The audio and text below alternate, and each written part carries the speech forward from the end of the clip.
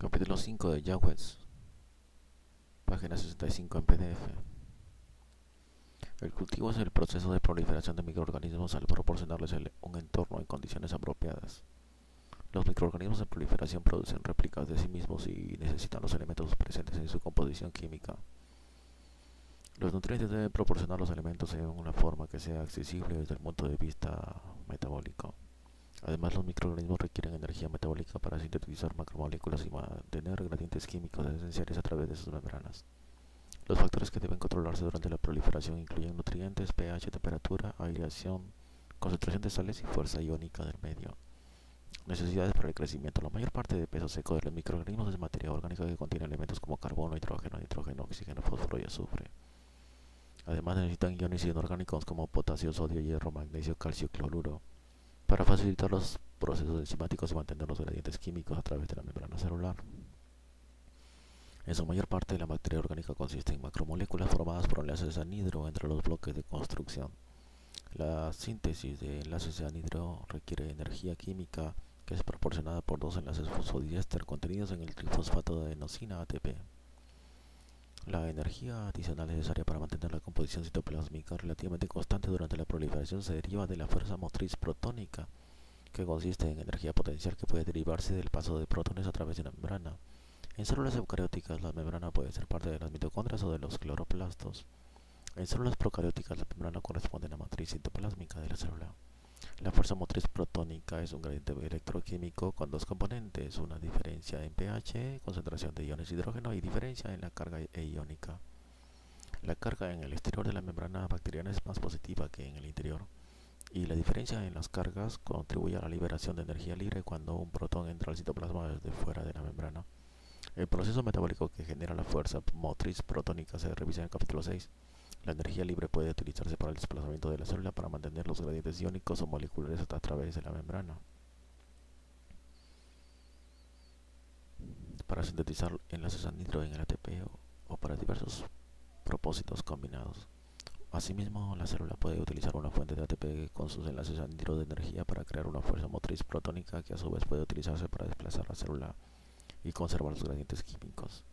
Para su desarrollo, el microorganismo requiere todos los elementos de su materia orgánica y cantidades adecuadas de iones para la producción de energía y reacciones catalíticas. Además, debe haber una fuente de energía para establecer la fuerza motriz protónica y permitir la síntesis de macromoléculas. Los microorganismos varían ampliamente con sus demandas nutricionales y sus fuentes de energía metabólica. Fuentes de energía metabólica. Los tres mecanismos principales para la generación de energía metabólica son fermentación, respiración y fotosíntesis. Para el desarrollo del microorganismo debe utilizarse al menos uno de estos mecanismos. Fermentación. La transformación de ATP en la fermentación no se acopla con la transferencia de electrones. La fermentación se caracteriza por la fosforilación del sustrato, un proceso enzimático en el cual los enlaces de pirofosfato se donan directamente al trifosfato de adenosina ATP por un intermediario metabólico fosforilado. El intermediario fosforilado se forma por procesos metabólicos de sustratos susceptibles de fermentación como la glucosa, lactosa o arginina. La fermentación no se acompaña de cambios en el estado general de oxidación, reducción del sustrato fermentable y por lo tanto la composición elementaria de los productos de fermentación debe ser idéntica a la de los sustratos. Por ejemplo, la fermentación de una molécula de glucosa 6H12O6 por la vía de Embden-Meyerhof produce una ganancia neta de dos enlaces de pirofosfato en el ATP y produce dos moléculas de ácido láctico. Respiración. La respiración es análogo a los procesos de acoplamiento dependientes de energía para descargar una batería. La reducción química de un oxidante aceptor de electrones a través de una serie específica de transportadores de electrones en la membrana establece la fuerza motriz protónica a través de la membrana bacteriana. El reductor donador de electrones puede ser un compuesto orgánico o inorgánico, por ejemplo el ácido láctico. Actúa como reductor en algunos microorganismos, en tanto que el gas hidrógeno es reductor para otros. A menudo se utiliza óxido gaseoso O2 como oxidante pero algunos microorganismos pueden utilizar oxidantes alternativos como dióxido de carbono, CO2, sulfatos, SO2 y nitrato. Fotosíntesis. La fotosíntesis es similar a la respiración en el sentido de que la reducción de un oxidante a través de una serie específica de transportadores de electrones establece una fuerza motriz protónica. La diferencia en los dos procesos consiste en que la fotosíntesis se crean el reductor y el oxidante por medios fotoquímicos por medio de energía luminosa absorbida por los pigmentos en la membrana. Así la fotosíntesis continúa en tanto exista una fuente de energía luminosa. Las plantas y algunas bacterias son capaces de invertir cantidades sustanciales de energía luminosa para hacer del agua un reductor del dióxido de carbono. El oxígeno participa en este proceso y produce materia orgánica. La respiración, la oxidación favorable desde el punto de vista energético de la materia orgánica por un aceptor de electrones como el oxígeno puede proporcionar a los microorganismos con capacidad de fotosíntesis energía en ausencia de una fuente luminosa. Nutrición. La nutrición en medios de cultivo debe contener todos los elementos necesarios para la síntesis biológica de un nuevo microorganismo. En la siguiente revisión, los nutrientes se clasifican con base en los elementos que proporcionan. Fuentes de carbono, como se mencionó antes, las plantas y algunas bacterias son capaces de utilizar energía de fotosíntesis para reducir el dióxido de carbono a expensas del agua. Estos microorganismos pertenecen al grupo de los microorganismos autótrofos, seres vivos que no necesitan nutrientes orgánicos para su desarrollo. Otros microorganismos autótrofos son los quimiolitótrofos, que utilizan sustratos inorgánicos como hidrógeno y tiosulfato como reductor y dióxido de carbono como fuente de carbono. Los microorganismos heterótrofos para su desarrollo requieren carbono orgánico, que debe encontrarse de una forma que puedan asimilar.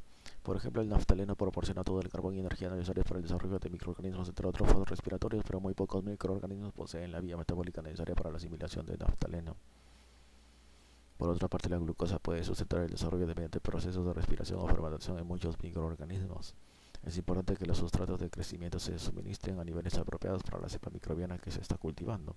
Las concentraciones que sostienen el desarrollo del microorganismo pueden inhibir el desarrollo de otro. El dióxido de carbono es necesario para varias reacciones de fotosíntesis. Muchos microorganismos respiratorios producen más del dióxido de carbono necesario para satisfacer sus necesidades, en tanto que otros requieren fuentes de dióxido de carbono en su medio de cultivo. Fuentes de nitrógeno. El nitrógeno es un constituyente importante de las proteínas, ácidos nucleicos y otros compuestos y constituye casi el 5% del peso seco de una bacteria típica. El nitrógeno inorgánico molecular, N2, es muy prevalente, pues constituye casi el 80% de la atmósfera terrestre. Es un compuesto muy estable, principalmente porque se requieren altas cantidades de energía de activación para romper su triple enlace entre ambos átomos de nitrógeno.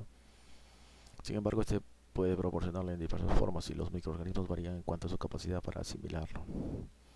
El producto terminal de todas las vías para la asimilación de nitrógeno es la forma más reducida del elemento, el amoníaco. Cuando se cuenta con amoníaco, se difunden hacia el interior de la mayor parte de las bacterias a través de conductos transmembranas como gas disuelto en lugar de forma de ion amonio. La capacidad de asimilar N2 en forma reducida con amoníaco, proceso denominado fijación de nitrógeno, es una propiedad singular de las células procariotas y muy pocas bacterias son capaces de desdoblar el triple enlace entre ambos átomos de nitrógeno. Este proceso necesita grandes cantidades de energía metabólica y se desactiva con facilidad por el oxígeno. La capacidad de fijación de nitrógeno se encuentra en bacterias muy divergentes que han evolucionado con estrategias bioquímicas bastante diferentes para proteger sus enzimas fijadoras de nitrógeno de la exposición con el oxígeno. La mayor parte de los microorganismos pueden utilizar amoníaco como única fuente de nitrógeno y muchos microorganismos poseen la capacidad de producir amoníaco a partir de aminas, RNH2, a partir de aminoácidos, RCH, NH2, COH2, por lo común en el interior de la célula. La producción de amoníaco por desaminación de aminoácidos se denomina amonificación. El amoníaco se introduce en la materia orgánica por vías bioquímicas que incluyen el glutamato y la glutamina. Estas vías se revisan en el capítulo 6. Muchos microorganismos poseen la capacidad de asimilar nitrato y nitrito mediante la conversión de estos iones a amoníaco. Tales procesos se conocen como reducción de nitratos por asimilación y reducción de nitritos por asimilación, respectivamente. Estas vías para la asimilación difieren de las vías utilizadas para catabolizar nitratos y nitritos. Las vías catabólicas utilizadas por microorganismos emplean estos iones como aceptores terminales de electrones en la respiración. Algunas bacterias autótrofas, por ejemplo nitrosomonas, Nitrobacter, son capaces de convertir amoníaco en N2 gaseoso bajo condiciones anaerobias. Este proceso se conoce como desnitrificación. Continúa en evolución la comprensión del ciclo de nitrógeno. A mediados del decenio de 1990 se descubrió la reacción de la oxidación anaerobia del ion amonio, ANAMOX, la reacción NH4 más NO2, N2,2H2O, en el cual un nitrito oxida el amoníaco. Es un proceso microbiano que ocurre en aguas anóxicas en el océano y es la principal vía por la cual regresa el nitrógeno hacia la atmósfera. Fuentes de nitrógeno. Valencia de nitrógeno. Fuentes de azufre. Al igual que el nitrógeno, el azufre es un componente de muchas sustancias orgánicas de las células, forma parte de la estructura de varias coenzimas y se encuentra en las cadenas laterales de cisteinil y metionil de las proteínas. El azufre en su forma elemental no puede utilizarse por plantas o animales, sin embargo, algunas bacterias autótrofas pueden oxidarse en su forma de sulfato. La mayor parte de los microorganismos pueden utilizar sulfato como fuente de azufre al reducir el sulfato al nivel de ácido sulfídrico. Algunos microorganismos pueden asimilar ácido sulfídrico directamente del medio de cultivo, pero este compuesto puede ser tóxico para muchos de ellos. Fuentes de fósforo. El fosfato es necesario como componente del ATP, ácidos nucleicos y coenzimas como NAD, NADP y flavinas. Además, muchos metabolitos lípidos, fosfolípidos, lípido A, componentes de las paredes celulares, ácido teicoico, algunos polisacáridos capsulares y algunas proteínas sufren fosforilación. El fosfato siempre se asimila en forma de fosfato inorgánico libre. Fuentes de minerales. Numerosos minerales son necesarios para la función de las enzimas. El magnesio y el ferroso también se encuentran en derivados de porfirina. El magnesio en las moléculas de clorofila. El hierro como parte de las coenzimas de los citocromos y peroxidasas. El magnesio y potasio son esenciales para la función e integridad de los ribosomas. El calcio es necesario como constituyente de las paredes celulares de bacterias gram positivas, aunque es indispensable para las bacterias gram negativas. Muchos microorganismos marinos requieren sodio para su desarrollo. Durante la elaboración de un medio de cultivo de la mayor parte de los microorganismos es necesario proporcionar fuentes de potasio, magnesio, calcio y hierro, por lo general en sus formas iónicas. Son necesarios muchos otros minerales, por ejemplo, manganeso, molibdeno, cobalto, cobre, zinc. Estos con frecuencia pueden suministrarse en agua corriente o como contaminantes de otros ingredientes de los medios de cultivo. La captación de hierro que forma hidróxidos insolubles a pH neutro es facilitada en muchas bacterias y hongos por la producción de sideróforos, compuestos que tienen la capacidad de generar y favorecer su transporte en forma de complejo soluble.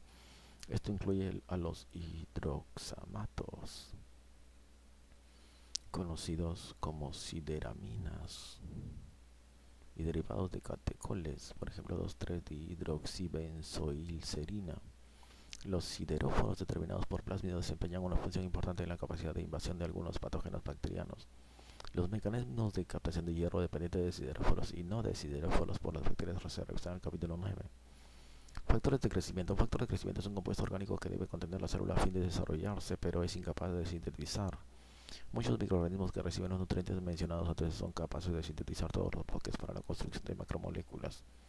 Aminoácidos, purinas, pirimidinos y pentosas, que son precursores metabólicos de ácidos nucleicos. Carbohidratos adicionales, que son precursores de polisacáridos. Y ácidos grasos compuestos isoprenoides. Además, los microorganismos de vida libre deben ser capaces de sintetizar complejos vitamínicos que actúan como precursores de coenzimas. Cada uno de estos compuestos esenciales se sintetizan por una secuencia de reacciones enzimáticas. Cada enzima se produce bajo el control de un gen específico. Cuando un microorganismo sufre una mutación genética que da origen a la falla en una de estas funciones enzimáticas, la cadena se rompe y ya no se elabora el producto terminal. El microorganismo debe obtener el compuesto de su entorno, entonces el compuesto se transforma en un factor de crecimiento para el microorganismo. Este tipo de mutación puede inducirse con facilidad en el laboratorio. Diferentes especies microbianas varían ampliamente en cuanto a sus necesidades de factores de crecimiento. Los compuestos involucrados se encuentran y son esenciales en todos los microorganismos. Las diferencias en cuanto a necesidades reflejan las diferencias en sus capacidades de síntesis. Algunas especies no requieren factores de crecimiento, en tanto que otras, por ejemplo los lactobacilos, perdieron durante su evolución la capacidad de sintetizar hasta 30 a 40 compuestos esenciales, por tanto necesitan obtenerlos de su medio ambiente.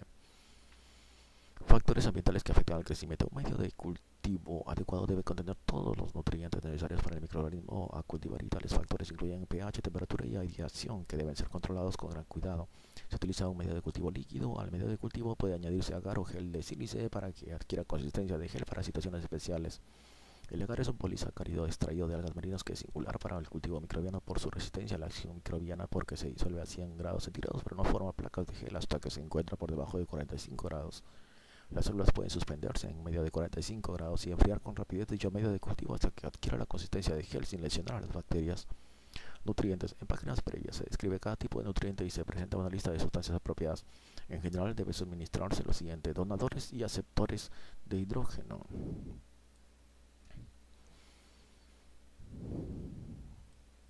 Casi 2 gramos por litro. Fuentes de carbono, casi 1 gramo por litro. Fuentes de nitrógeno, casi 1 gramo por litro. Minerales, azufre, fósforo, casi 50 miligramos por litro de cada uno, y oligoelementos, 0,1 a 1 miligramo por litro de cada uno. y factores de crecimiento, como aminoácidos, purinas, pirimidinas de casi 50 miligramos por litro de cada uno y vitaminas 0.1 miligramos por litro de cada uno. Para estudios del metabolismo microbiano, por lo general es necesario preparar un medio completamente sintético en el cual se conocen las características y concentración exactas de cada uno de los ingredientes. Es mucho menos costoso y más simple utilizar materiales naturales como extractos de levaduras, proteínas ingeridas o sustancias similares. La mayor parte de los microbios de vida libre se desarrollan bien en extractos de levaduras. Las formas parasitarias pueden necesitar sustancias especiales que se encuentran solo en la sangre o en extractos de tejidos animales. Sin embargo, hay microbios parasitarios, por ejemplo Treponema pallidum, que no puede cultivarse in vitro o que crecen en el interior de células eucariotas, como por ejemplo Chlamydia trachomatis. Para muchos microorganismos, un compuesto simple como un aminoácido puede actuar como fuente de energía de carbono y nitrógeno, en tanto que otros requieren compuestos separados para cada uno de estos elementos. Si los materiales naturales para medios no sintéticos son deficientes en algún nutriente particular, deben realizarse complementaciones. Síntesis de macromoléculas. La polimerización de los bloques de construcción de macromoléculas se logra en gran medida mediante la introducción de enlaces anhídrido. La formación de ácidos grasos a partir de acetato requiere varias etapas de reducción bioquímica utilizando donadores de hidrógeno orgánico, de H2. Bloques de construcción, agua, macromoléculas, porcentaje de peso seco en la célula típica, aminoácidos, proteínas, 50% del peso seco de la célula típica, macronucleótidos, ácidos nucleicos, 20%, monosacáridos, polisacáridos, 10%, acetato con liberación de agua, de H2 y agua también, esos son hidrógeno orgánico, donadores, precursores isoprenoides, ácidos grasos, finalmente lípidos, 10%. Concentración de iones de hidrógeno, pH. La mayor parte de los microorganismos tiene un pH óptimo muy estrecho. El pH óptimo debe determinarse empíricamente para cada especie. La mayor parte de los microorganismos neutrolófilos proliferan mejor en un pH de 6 a 8, aunque algunas formas de microorganismos acidófilos encuentran su cifra óptima con pH de 3 y otros alcalófilos tienen un pH óptimo de hasta 10.5. Los microorganismos regulan su pH interno pese a la amplia gama de cifras de pH externo mediante el bombeo de protones hacia el interior o al exterior de la célula. Los microorganismos acidófilos mantienen su pH interno en casi 6.5 sobre un pH externo de 1 a 5. Las células neutras mantienen un pH interno cerca de 7.5 con intervalos externos de pH de 5.5 a 8.5. Los microorganismos alcalófagos mantienen un pH interno de casi 9.5 sobre intervalos externos de 9 a 11. El pH interno está regulado por un grupo de sistemas de transporte de protones en la membrana citoplásmica, lo que incluye una bomba de protones controlada por ATP y un intercambiador de sodio-hidrógeno. Protones. El sistema de intercambio sodio-protones, potasio-protones, parece contribuir a la regulación del pH interno en microorganismos con pH neutro. Temperatura. Las diferentes especies microbianas varían ampliamente en cuanto a sus intervalos óptimos de temperatura para su proliferación. Los psicorófilos se desarrollan mejor a temperaturas bajas, 15 a 20 grados centígrados. Los mesófilos, 30 a 37, y los surófilos a temperaturas de 50 a 60. Algunos microorganismos son hipertermófilos y pueden desarrollarse a temperaturas de ebullición, lo cual existe en sitios con alta presión como las profundidades del océano. La mayor parte de los microorganismos son mesófilos. 30 grados es la temperatura más óptima para muchas formas de vida libre y la temperatura corporal de los predadores óptima para simbiontes o meotermos. El extremo superior de las temperaturas toleradas por cualquier especie dada se correlaciona bien con la estabilidad térmica general de las proteínas de dicha especie medidas en extractos celulares. Los microorganismos comparten con las plantas y animales la respuesta al golpe de calor, que consiste en la síntesis transitoria de un grupo de proteínas de golpe de calor cuando se exponen a incrementos súbitos en la temperatura por arriba de la temperatura óptima de proliferación. Tales proteínas parecen ser inusualmente resistentes a la temperatura y estabilizan a las proteínas celulares sensibles al incremento térmico. La relación de la tasa de proliferación con la temperatura para cualquier microorganismo dado se observa en el gráfico típico de Arrhenius. Arrhenius demostró que el logaritmo de la velocidad de cualquier reacción química, logaritmo K, es una función lineal del recíproco de la temperatura, 1 sobre T. Como el crecimiento celular es consecuencia de un grupo de reacciones químicas, cabría esperar que se observe esta relación. En la figura 5.2 se muestra el caso de temperaturas por arriba de intervalos normales para una especie dada. El logaritmo k disminuye linealmente con 1 sobre t. Por arriba y abajo del intervalo normal, el logaritmo k disminuye con rapidez, de forma que se definen las temperaturas máxima y mínima. Además de sus efectos sobre la tasa de proliferación, las temperaturas extremas matan a los microorganismos. Las temperaturas muy elevadas se utilizan para esterilizar preparaciones. El frío extremo también destruye microorganismos, aunque no se puede utilizar con seguridad con fines de esterilización. Las bacterias también muestran el fenómeno conocido como choque de enfriamiento. Las células mueren con el enfriamiento rápido, a diferencia de lo que ocurre con el enfriamiento lento. Por ejemplo, el enfriamiento rápido de Escherichia coli de 37 a 5 grados puede destruir 90% de las células. Varios compuestos protegen a las células del choque de calor o de congelamiento. A menudo se utiliza el glicerol y dimetilsulfóxido. Forma general del gráfico de Arrhenius de la proliferación bacteriana. Según la temperatura, logaritmo K, a temperatura elevada, este es el óptimo. El logaritmo de la multiplicación de bacterias es mayor. En temperatura normal disminuye, en temperatura baja es el mínimo.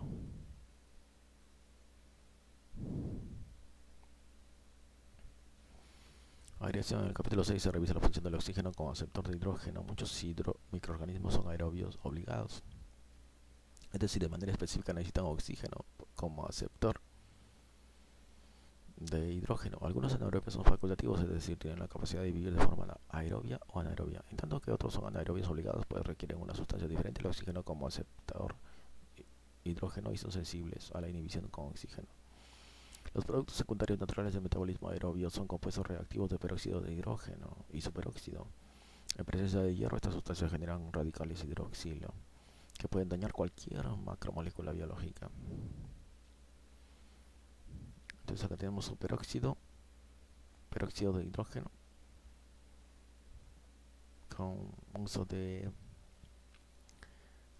aniones, cationes de hierro, O2, oxígeno, hidroxilo,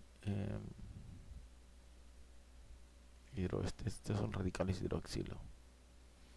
Muchos microorganismos anaerobios tolerantes al aire que se protegen de estos productos por la presencia de superóxido dismutasa, una enzima que cataliza la reacción. 2 O2 por la presencia de una catalasa, una enzima que cataliza la reacción. Algunos microorganismos fermentados, lactobacillus plantarum, son tolerantes al aire pero no contienen catalasa o superóxido dismutasa. No hay reducción del oxígeno y por tanto no se producen peróxido de hidrógeno o superóxido. Todos los anaerobios estrictos carecen de superóxido dismutasa y catalasa. Algunos microorganismos anaerobios, por ejemplo Peptococcus anaerobios,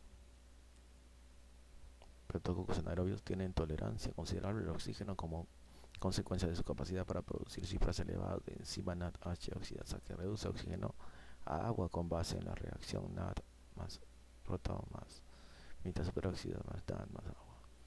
El peróxido de hidrógeno debe gran parte de su toxicidad al daño que causa al DNA. Los mutantes con reparación deficiente de DNA son excepcionalmente sensibles al peróxido de hidrógeno. El producto génico participa en la recomendación genética y en la reparación y ha mostrado ser más importante que la catalasa o la superóxido dismutasa para proteger células de E. coli contra la toxicidad por peróxido de hidrógeno. El proporcionar aire a los cultivos de bacterias aerobias es un problema técnico mayor, por lo común se lleva a cabo un mezclado mecánico para introducir el oxígeno al medio de cultivo o bien se fuerza el paso de aire a través del medio de cultivo por medio de presión. La difusión de oxígeno a menudo se vuelve un factor limitante de la proliferación de bacterias aerobias. Cuando se alcanza una concentración de 4 o 5 por 10 a la 9 por mililitro de células, la tasa de difusión de oxígeno limita la tasa de proliferación de las células en gran medida.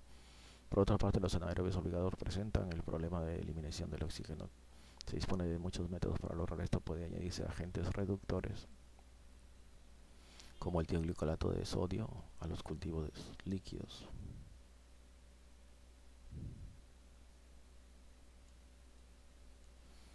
Los tubos de agar pueden sellarse con una capa de vaselina y parafina.